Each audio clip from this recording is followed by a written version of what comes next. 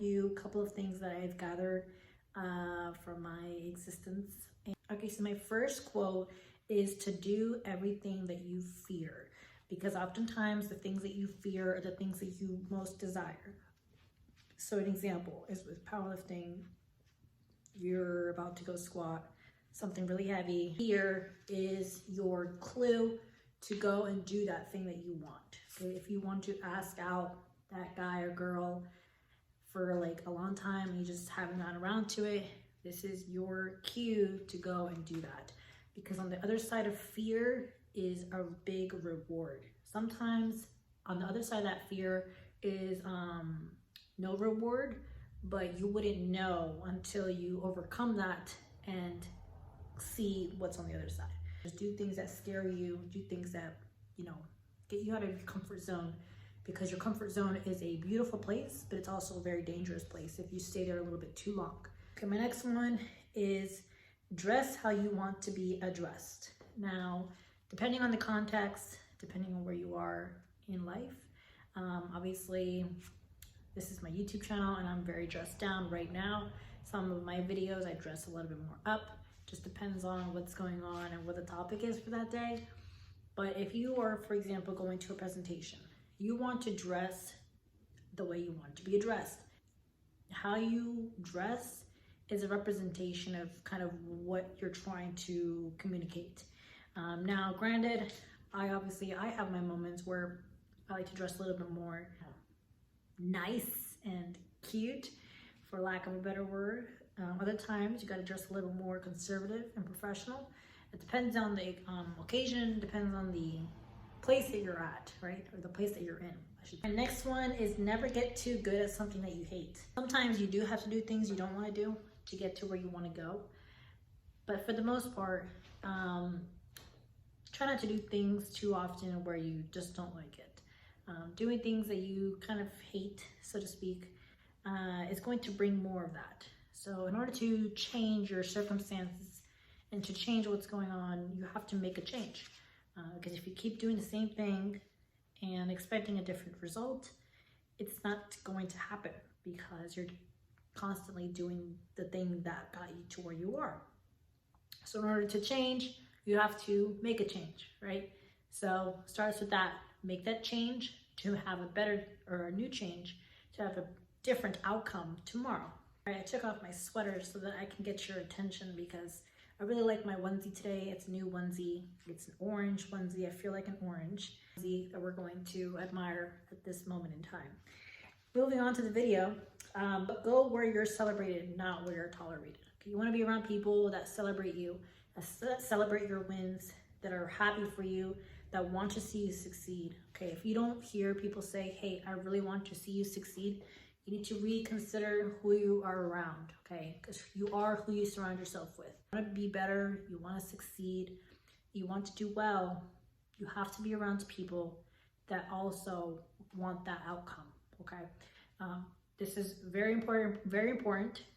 Be around people that want to celebrate you, want to see you succeed, and want to see you reach the next level. All right, my next one is you can't change the people around you, but you can change the people around you.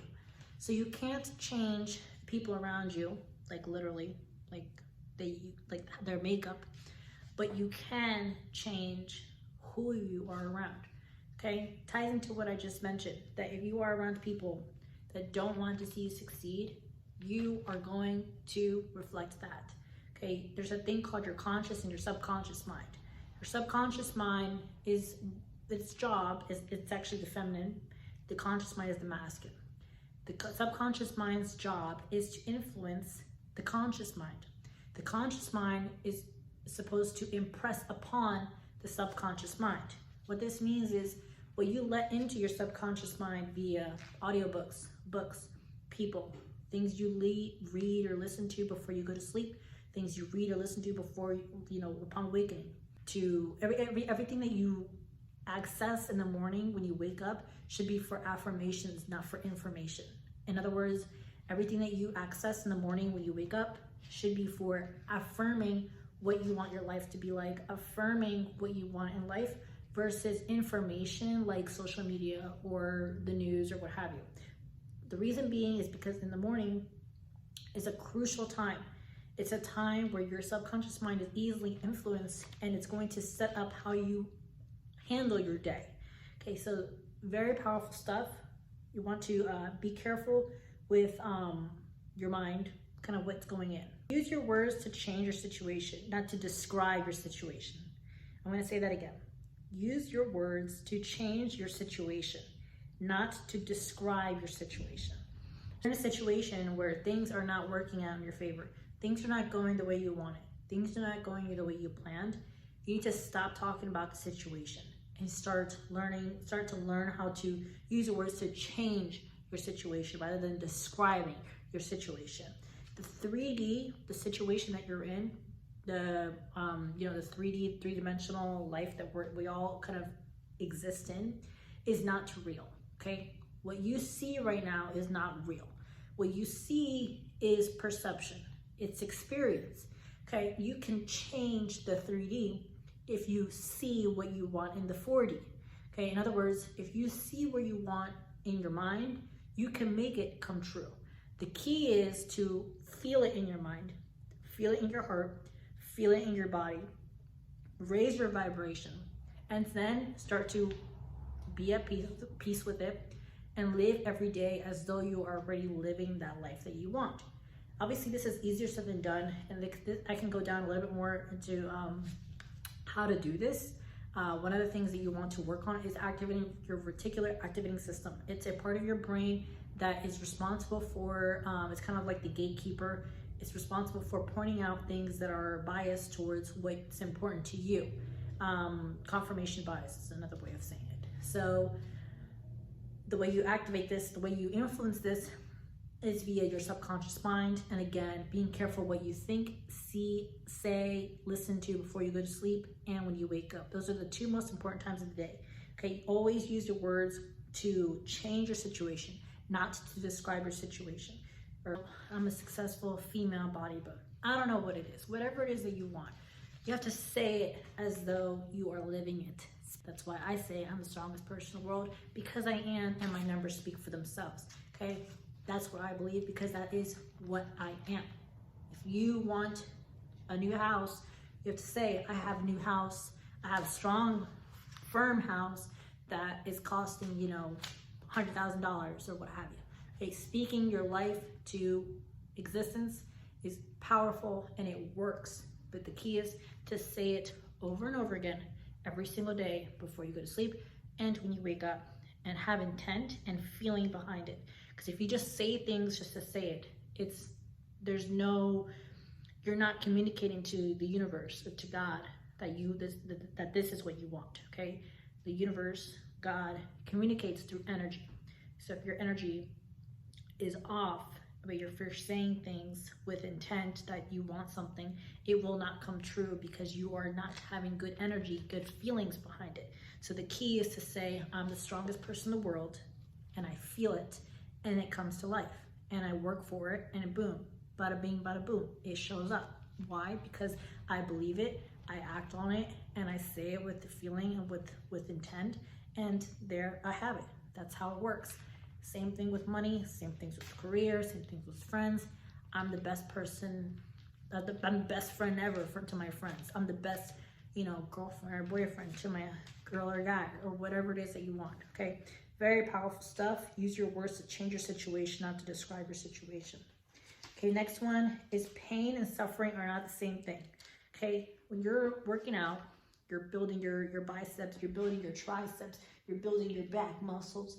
Okay, anytime you're working out, you have to break down the muscle in order to get better. And that's with anything in life. You want to get better in something, you want to elevate your status, you want to elevate your life, you have to break down in order to level up. It's the same thing, muscle with life, okay? And when you experience that, when you go through situations of breaking down, what's essentially happening is you are going through pain. You have to go through pain in order to grow, okay? Pain is not a bad thing because pain is a one-time thing. The difference is with suffering. Suffering is optional. You don't have to suffer. You choose to suffer. because of your attitude. Okay, you can change your perception of whether or not you are suffering or not. Okay, it's a choice, it's an option. Now, granted, there are situations where it's very difficult to be in. I would imagine if you're watching this and you're in a very difficult place, mentally, physically, emotionally, spiritually, obviously me standing here saying this won't really do much. However, suffering is still a choice. It's a snake bite. What's going to kill you? A bite of a snake or the venom? It's the venom that's going to kill you, okay? It's the constant reliving of the situation that you're reminding yourself of that's going to kill you, okay? So you have to stop reliving that, stop choosing to suffer, consciously. I think a lot of people are guilty of this. They want to play the victim, have that victim mentality and say, oh, well, things aren't working out, for my favor, what have you. It's like, yeah, things aren't working out for your favor because you keep replaying it in your mind, okay? So you have to stop that replaying, tell your mind to stop, focus on the new. That's the key. Okay, my last one is everything dies unless you feed it, okay? In other words, if you want to starve the negative thoughts, the negative feelings, the negative situations in your life, you have to learn to starve them by not feeding it, okay? The way things grow in life, whether it's weeds or flowers, is by attention, okay? Attention is power, okay? Watching my wonderful YouTube channel is power. You're giving me the power to influence you, to do what have you, okay? Same thing with our thoughts and our circumstances in life. So if you are experiencing really bad things, you're essentially feeding your weeds. You want to stop feeding your weeds and start feeding your flowers. In other words, using your words to encourage you, using your words to uplift you and to make yourself better so that you can become better and do better and attract better. That's very important. Okay, your words are powerful, your thoughts have power to them, and your feelings are like radio frequencies. So when you tune into your feelings, you are essentially tuning into a radio show of what you want to experience. Okay, so one of the things that you can do right now is start to write. I write every day, every night, every morning. I write down 10 things I'm grateful for. I write down 10 things I desire. I write down I'm the strongest person in the world because I am, and I reflect that through my work ethic. Okay, write your goals. Only 3% of the population writes down their goals. That's a problem. And then you start to wonder why things aren't coming true because you're not writing it down. Write down exactly what you want. Read it out loud every morning. Read it out loud every night. Think about it. See it in your mind. Feel it in your heart. Feel it in your soul. And it will come true. It's done. Because once you write it, you are essentially writing down your game plan and telling God, this is what I'm going to do with my life. Period. It's really that simple. The problem is people don't do it because they don't believe it. But you won't know unless you do it. So that doesn't hurt to do it. So write down what you're feeling, what you desire, what you see in your future, and start feeding the flowers. Start feeding the successes and stop feeding the weeds. Stop feeding the complaints. Stop feeding the negative vibes, the negative intent. Stop complaining about what this person did to you, what that person did to you, what happened here, what happened there, because quite frankly, nobody cares what happened to you. The only thing people care about is what are you going to do about your situation. So you have to stop complaining, stop being upset and being a Debbie Downer, and be grateful that you are still alive. Be grateful that you have at least one person in your life that loves you. You probably at least have one person in your life, even if that's your dog. You have someone that loves you. Be grateful for that, because there are, I'm sure, some people in this lifetime that I'm sure didn't have anybody. So if you have at least one person, that is a blessing. Be grateful that you have shoes. Be grateful that you have clothes. Be grateful that you have toothbrush and toothpaste to brush your teeth, or that you even have access to water. These are all things to be grateful. If you are not grateful, how in the world is the universe going to continue to bless you with more things? Because if you're not grateful with what you have now, even if it's little or grand, you will not get anything more, okay? Doesn't matter your circumstances. If you are not grateful for what you have right now, you will never attract what you want in life, because God, the universe, sees you that you are not grateful for what you have. So why are they going to give you more? It makes sense if you think about it. So start to be grateful. Write down 10 things every single day and actually mean it with intent and with heart and with gratitude. Actually say, I am actually thankful for X, Y, Z. Once you start being thankful and you start saying things like thank you versus thanks, you'll start to see you'll attract more abundance, love, success, monetary value, what have you, into your life. Once you practice that, close your eyes, say thank you so much. Thank you for this. Thank you for that. I am so happy and grateful. I am wonderful. I am blessed. I am abundant. I am secure. I am successful. I am loved. I am loving. I am smart. I am dedicated. Say these things every single day and watch your life change. Like attracts like. So if you want to succeed in life, you need to become success, because success does not come to negative people and does not come to Debbie Downers and complainers. If you are a negative person and a Debbie Downer, you will continue to attract negative circumstances and Debbie Downers. In order to be a success, you need to think like a success and act like a success. And if you think differently and you start to wonder why you can't get out of your situation, it's because of that. Start with the little things, major in the minors, because the little things are the big things. Channel, thank you for watching today's video. Yes, I wore my wonderful onesie. It's my orange onesie. This is my orange onesie. I have my slippers on, and I went training today with this on, and I really like it. So thank you for watching today's video, and I will see you in the next video.